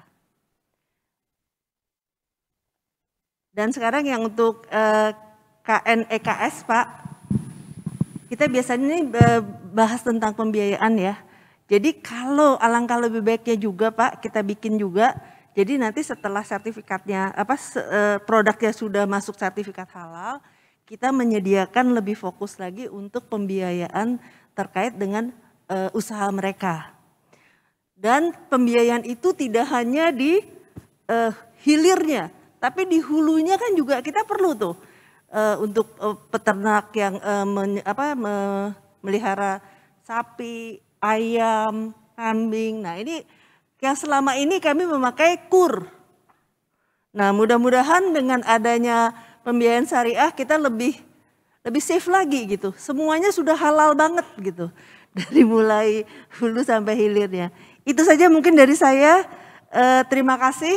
Assalamualaikum warahmatullahi wabarakatuh. Waalaikumsalam warahmatullahi wabarakatuh. Terima kasih Bu Vini. Tadi saya sudah rangkum beberapa pertanyaan yang perlu nanti mungkin dijawab oleh Pak Yanwar.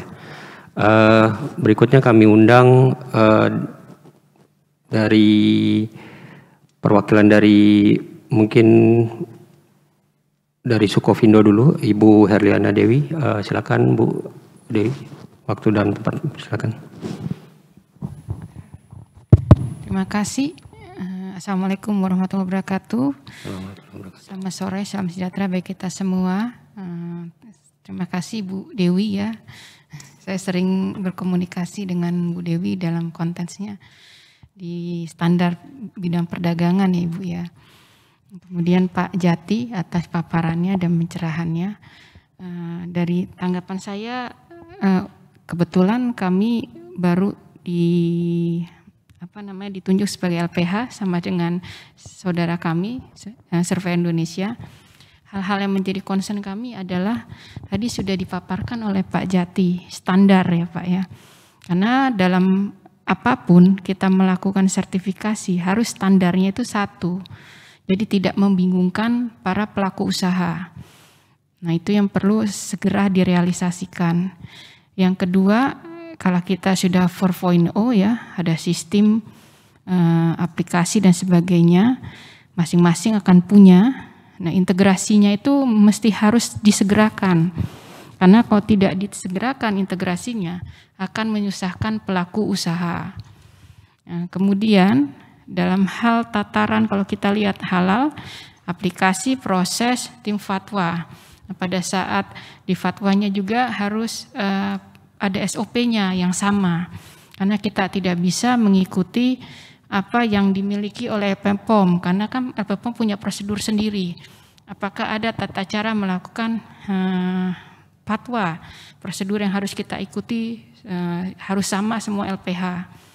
Kemudian masalah ketentuan waktu itu tidak bisa distandarkan seperti itu pengalaman saya.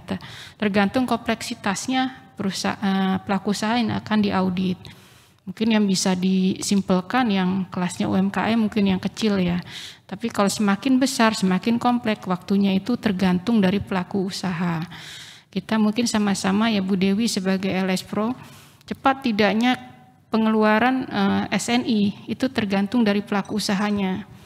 Nah kalau misalkan 5 hari itu, misalkan ya 5 hari itu pelaku usahanya nggak submit, bukan kesalahan dari LPH-nya, kesiapan dari pelaku usahanya.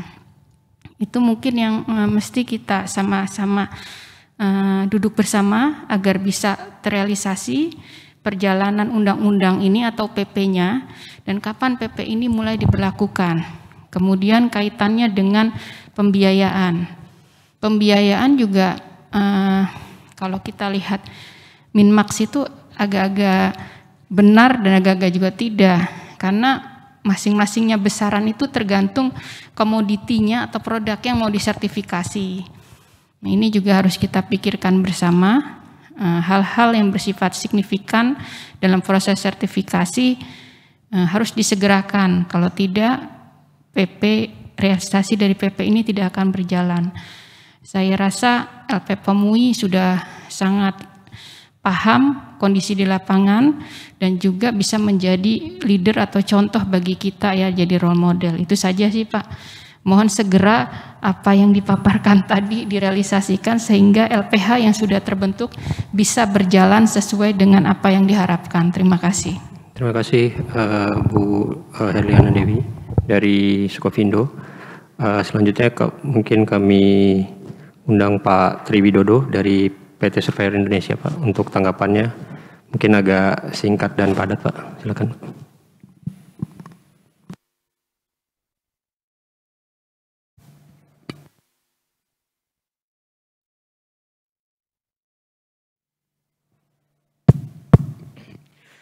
Assalamualaikum warahmatullahi wabarakatuh. Tadi mungkin juga Bu Herliana dari Sukovindo juga sampaikan, tadi apa yang disampaikan oleh LPPM MUI memang kita harus akui bahwa memang ya yang paling awal dulu, jadi sebaiknya memang juga harus kita menjadikan itu satu acuan lah apa yang sudah dilakukan oleh LPPM MUI. Di sini saya hanya menyoroti satu hal, masalah traceability. Traceability ini sangat penting dan tidak mungkin, tadi juga disampaikan oleh rekan kami dari LPPM MUI, Pak Jati. Itu kalau kita dengan produk yang ada di Indonesia ini yang bervariasi sekali, itu tidak mungkin akan kita lakukan secara manual. Awalnya LPPM MUI pasti melakukan itu karena belum punya data. Tapi setelah mereka melakukan di beberapa tempat, mereka tahu. Nah, sekarang ini nggak bisa juga mungkin pemerintah belum punya data. Mungkin nanti datanya juga datanya LPPM MUI. Tapi bagaimana membangun data dari produk-produk yang sudah dinyatakan halal itu, yang akan masuk ke dalam database yang tadi mungkin akan dibangun oleh Pak Yanwar, itu sangat diperlukan. Siapa yang memerlukan? Satu, pelaku usaha. Sehingga pelaku usaha itu ketika dia akan memproduksi, itu sudah tahu bahwa sumber-sumber yang akan, bahan-bahan yang dipakai itu adalah bahan-bahan yang halal. Kan? Kedua, kita sendiri selaku LPH, itu juga nanti di dalam melakukan satu tracing itu akan lebih cepat. Karena kita sudah tahu bahannya dibeli dari mana, ya kan, asalnya dari mana, itu akan mempercepat. Jadi tidak hanya sistemnya, tapi database-nya itu sendiri yang akan kita bangun. Itu memang sangat kita perlukan. Ya. Itu mutlak ya. Jadi dan tidak bisa lagi ke depan kita akan mengandalkan pada suatu manual. Kemudian saya menyetir juga masalah kodifikasi produk halal, Pak. Kita menyatakan bahwa sekarang laporan dari satu instansi bahwa produk halal kita sekian. Kita ini tidak punya kodifikasi produk halal. Misalnya dilaporkan, wah produk halal kita sudah sekian. Ya mungkin yang punya saat ini adalah LPPM MUI mungkin. Ya Pak Jati ya. Ya kan? Nah, kita harus mulai untuk membangun satu kodifikasi produk halal, kita kelompokkan. Produk apa? Sehingga laporan nanti dari masing-masing instansi itu akan sama mengambil dari data tersebut. Nah, ini karena nanti sangat bermanfaat khususnya di dalam kita menentukan APBN dalam pengembangan produk halal.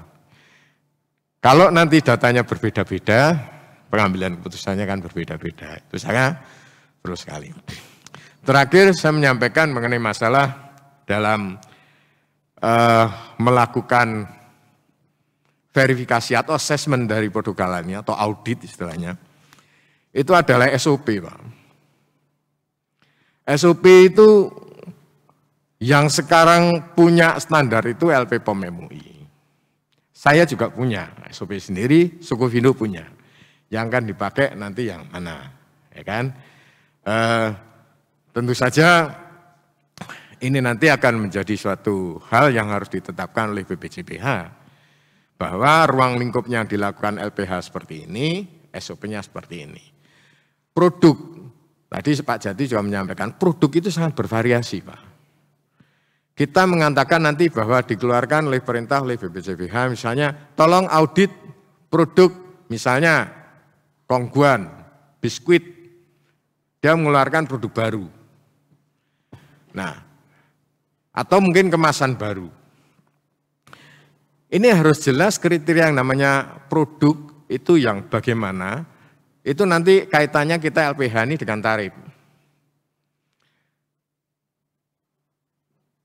Pabrik Nissin bikin cookies yang kotak sama yang bulat, satu asin, satunya manis, itu prosesnya sudah berbeda, ingredientnya sudah berbeda. Jadi sudah itu produk yang berbeda. Nah, batasan seperti itu tuh harus ada. Batasan seperti itu harus ada. Kita tahu, apalagi kita ngomong permen, banyak banget. Nah, itulah yang perlu juga nanti di dalam proses kita melakukan verifikasi atau assessment atau audit halal ini, itu yang harus dibuat juga kriterianya. Masih banyak segera yang memang harus kita bangun dalam kita untuk mencapai sertifikasi halal ini ya. Tadi mungkin Bu ini sudah menyangkut masalah price ya. Nah itu juga masalah price, karena beda juga, kita nggak bisa dengan satu standar price, nggak bisa. Karena meriksa biskuit sama meriksa kornet beda. Kedalamannya, keluasannya beda. Traceability-nya beda. Kami yang sudah berpengalaman di dalam melakukan suatu assessment terhadap mutu, itu saja sangat detail, standar yang kita ikuti juga ada ketentuannya. Apalagi tadi disampaikan oleh Pak Jati, bahwa ini lebih detail lagi daripada mutu. Karena kita menyangkut tidak hanya mengenai bahan baku, ingredient, tapi juga proses. Ketika kita memproduksi satu produk di mana bahan bakunya bukan karena ingredientnya itu dikatakan tidak halal, itu makanya produk yang dihilir ini sudah tidak halal juga. Nah, makanya tadi saya sampaikan itu pentingnya traceability. Saya kira itu saja Pak yang bisa saya sampaikan. Terima kasih.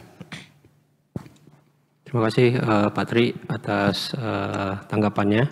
Tadi ada beberapa yang saya catat juga sama concernnya dengan Bu Herliana ya dan Bu Vini ya. Mungkin karena kita punya kurang lebih 15 menit saja sebelum maghrib, sebelum kita wrap up, saya minta tanggapan juga dari Pak Yanwar tadi ya. Saya mencatat ada 4 pertanyaan dan terakhir untuk ke KNEKS. Yang pertama terkait sertifikasi halal produk, ini produknya saja atau bersama variannya yang akan disertifikasi. Yang kedua, apakah pejabat fungsional di Kementan yang punya background pengolahan pangan, hewan dan lain-lain itu bisa didorong menjadi auditor atau penyelia kali ya, penyelia halal. Dan yang ketiga terkait LPH yang sudah terdaftar, itu yang kami ketahui memang sudah ada 3 Bu dan hadir semua di sini. Yang mendaftar mungkin juga bisa diinformasikan oleh Pak Yanwar. Silakan Pak Yanwar. Mungkin 5 menit saja Pak Yanwar tanggapan, silakan.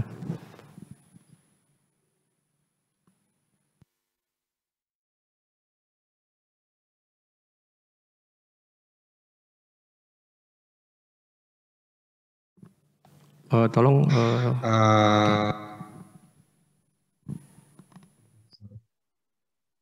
Oke. Pertama adalah sertifikat halal itu berdasarkan produk atau varian, gitu ya. Nah, sertifikat halal ini kita ada pengelompokan namanya jenis produk. Nah, ketika berbicara jenis produk, di situ ada jenis produk makanan, minuman, atau spesifik kita kurang lebih ada 30-an lebih jenis produk. Dan itu sama seperti jenis produk yang ada di LPPOM saat ini. Walaupun ke depan kami sedang menyusun jenis produk, daftar jenis produk berikut dengan rinciannya yang akan digunakan sebagai referensi sertifikat dan juga sebagai batasan produk-produk apa yang memiliki kewajiban sertifikat. Jadi pendekatannya adalah satu sertifikat itu adalah berdasarkan jenis produknya. Misalkan ada Indofood misalnya, Indomie. Ketika berbicara Indomie itu adalah bahannya dari mie, untuk produksi makanan mie, maka mie goreng, Indomie goreng, Indomie rebus itu menjadi satu sertifikat. Kemudian yang kedua adalah apakah LPH, apakah auditor atau pejabat atau PNS bisa menjadi auditor halal? Saat ini auditor halal itu persyaratannya sangat simpel sekali, Ibu ya. Pertama adalah warga negara Indonesia, kedua beragama Islam, ketiga, berpendidikan paling rendah sarjana strata 1 di bidang pangan, kimia, biokimia, teknik industri, biologi, farmasi, kedokteran, tata boga, dan atau pertanian. Kemudian yang keempat, memahami dan memiliki wawasan luas mengenai kehalalan produk menurut syariah Islam. Dan yang terakhir, mendahulukan kepentingan umat di atas kepentingan pribadi dan atau golongan. Itu adalah persyaratan pengangkatan dari auditor, tapi kondisinya adalah auditor itu harus diangkat melalui LPH. Jadi diangkat di LPH dulu, baru kemudian diregistrasi di BPJPH untuk dapat melakukan pekerjaannya sebagai auditor halal. Seperti itu.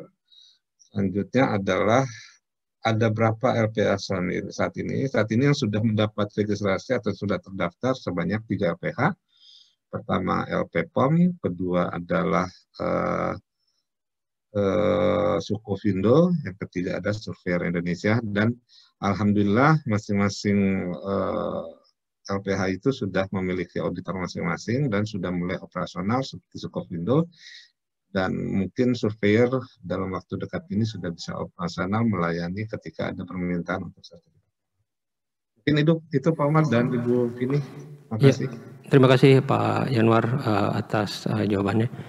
Tadi pertanyaan terakhir yang dari Bu Vini tentang pembiayaan syariah, pertanyaan ke KNEKS, mungkin Pak Emir bisa memberikan tanggapan.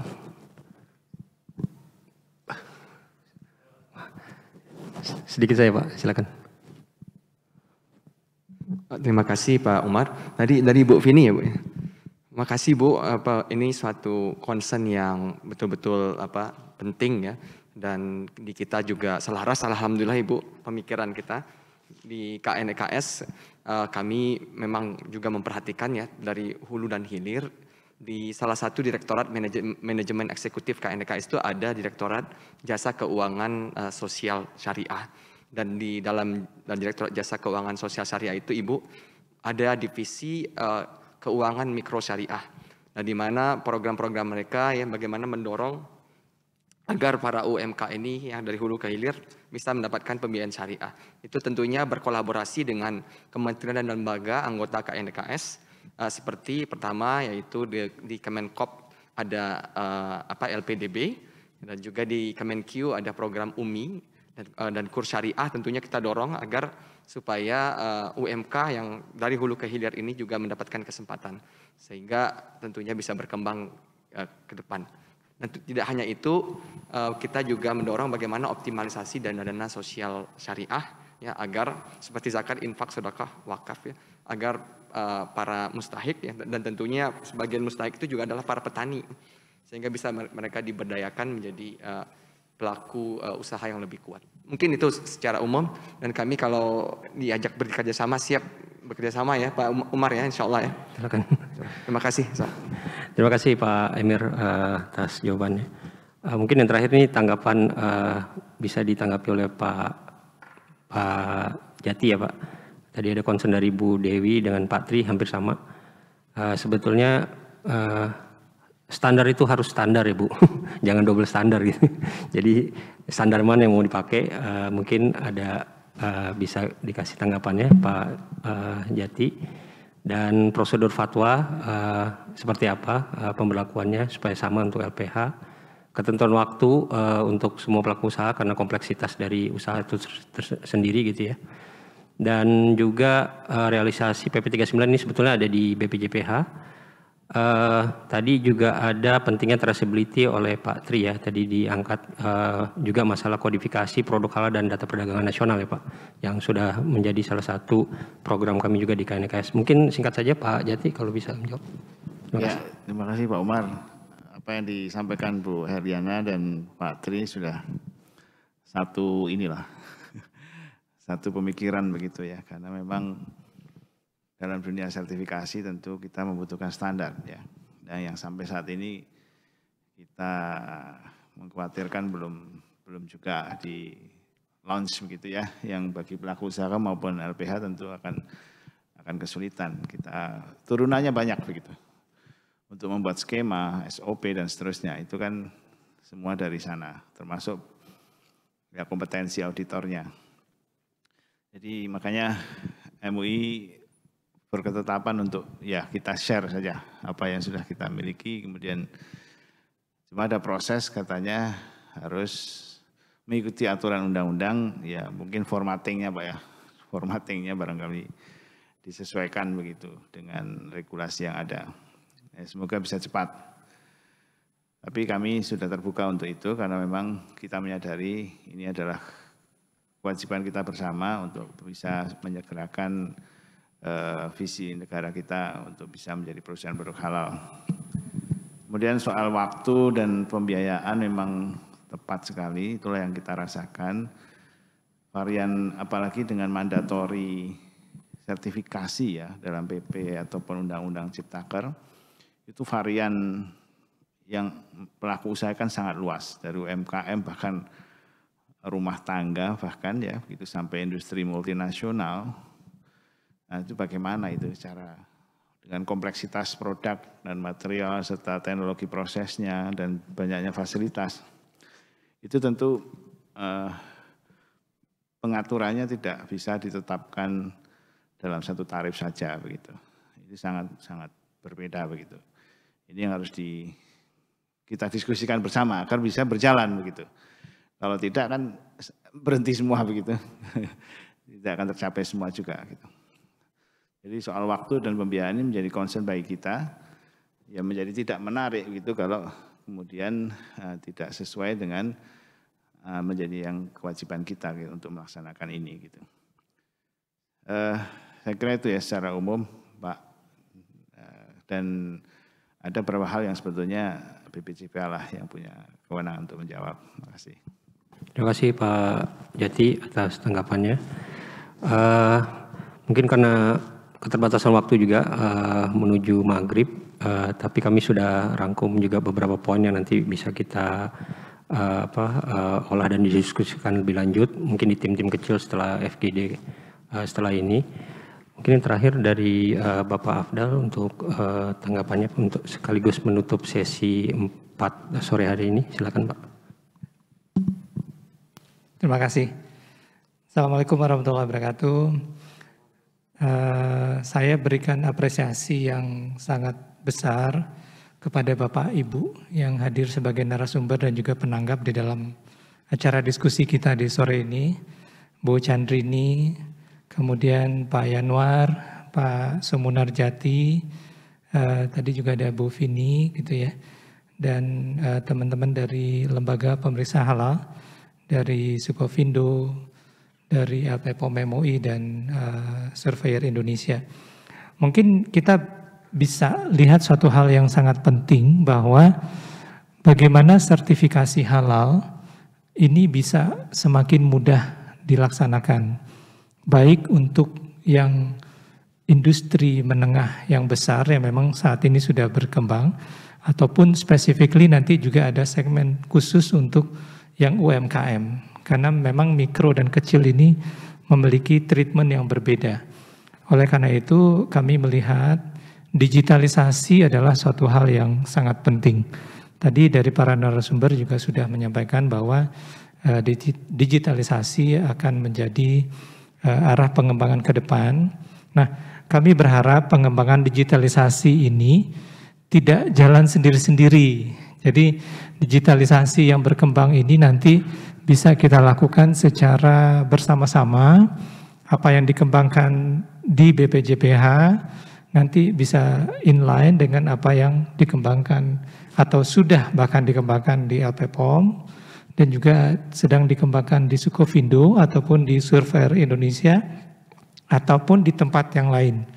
Jadi dengan harapan dengan model pengembangan digitalisasi yang bersinergi inilah traceability tadi bisa kita dapatkan bersama-sama. Karena pada saat kita ingin betul-betul mencapai suatu traceability sebagai keunggulan produk halal Indonesia, ini menjadi suatu penting. Kita bisa lihat nanti implementasi bahkan tadi sampai ke blockchain dan segala macam.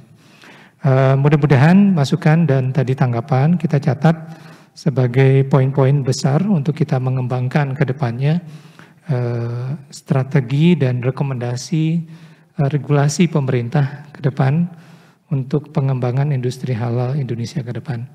Demikian mungkin dari kami mengapresiasi masukan dan input dari Bapak-Bapak semua. Terima kasih. Assalamualaikum warahmatullahi wabarakatuh. Terima kasih banyak Pak Afdal.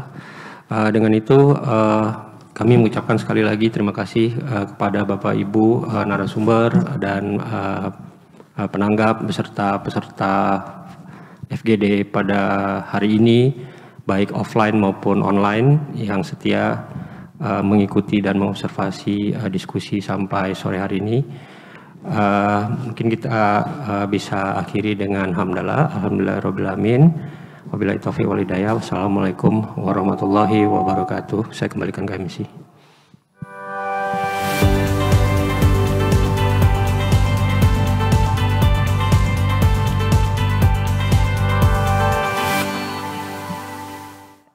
Dengan berakhirnya sesi keempat dengan tema penguatan sistem pelayanan, sertifikasi dan keterseluruhan produk halal, pada sore hari ini maka berakhir pula acara FGD Indonesia menuju Pusat Produsen Halal Dunia pada hari pertama ini. Kita akan melanjutkan rangkaian diskusi pada hari kedua yang akan dilaksanakan pada besok hari, Kamis 1 April 2021 yang akan diselenggarakan secara offline dan online.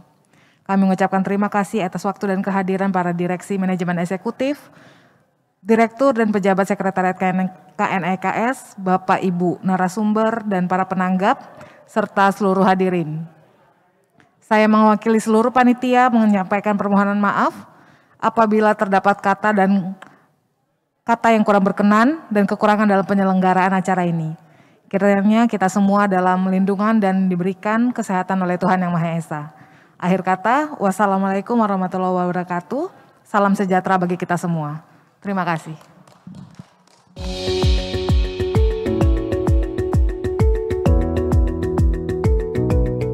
Indonesia is the largest country in Southeast Asia with huge potential of Islamic economy and finance.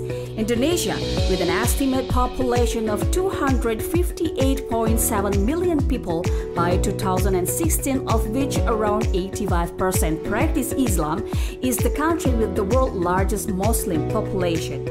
Indonesia's Islamic financial industry has grown steadily in the past 2 decades.